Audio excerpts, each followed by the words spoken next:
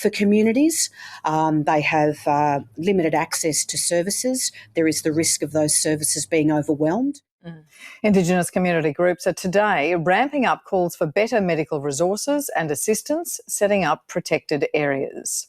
Look, there's a number of things to be done. You know, the first thing is to back in the Aboriginal community-controlled health organisations. They are at the front line, and we really need them to be given the resources to ensure that everybody can be tested. Everybody in communities can be tested. We need to put in the very best practices that we know have been working around the world.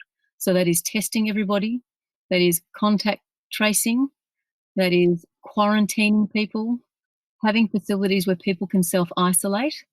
And that can be very, very difficult. We're talking with families, and we work with families where there can be over 20 people in a house.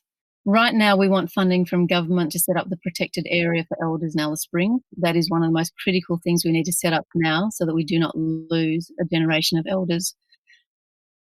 And we spoke earlier with Arenda community members in Alice Springs who described the fears they hold for their elders.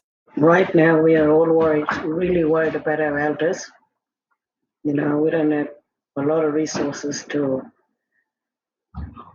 look after them.